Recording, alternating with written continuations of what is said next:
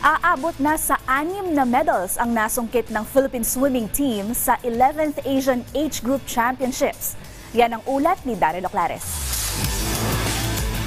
2 medalya pa ang nakuha ng Philippine swimming team nitong Huwebes para tapusin ang kanilang kampanya sa 11th Asian Age Group Championship sa New Clark City Aquatic Center sa Capas, Tarlac. Matapos ang kanyang gold medal finish nito lamang Miyerkules, dinagdagan pa ni James Ray Michael Ahido ng isang silver ang kanyang mga medalya nang siya ay pumangalawa sa 12 to 14 50-meter butterfly. Nakapagtala si James ng kabuuang oras na 25.50 seconds na panibagong national juniors record para sa kanyang murang karera. Sa panayam ng PTV Sports sa 15-year-old Lasal Green Hills tanker, inilahad niya ang kanyang mga natutunan sa unang pagsali sa AAGC.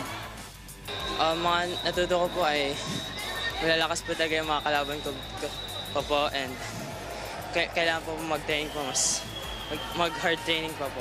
Ang mga kailangan ko po improve yung mga pag-touch ko po and sa mga turns po. Kailangan pa po mga improvement kasi hindi po masyado maganda kanina po.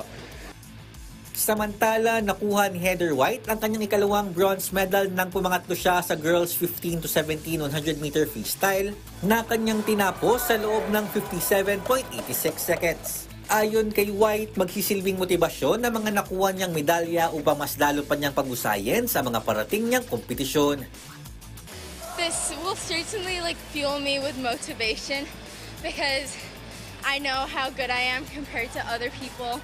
And I know that I can reach and aim higher after this meet. Sa kabuuan, naging matagumpay ang kampanya ng ating Philippine swimming team sa 11th Asian Age Group Championships matapos na makakolekta ng isang gold, isang silver at 4 na bronze medal. Mula rito sa New Clark City Aquatic Center sa Capas, Tarlac, Daryl Oclares para sa Pambansang TV sa Bagong Pilipinas.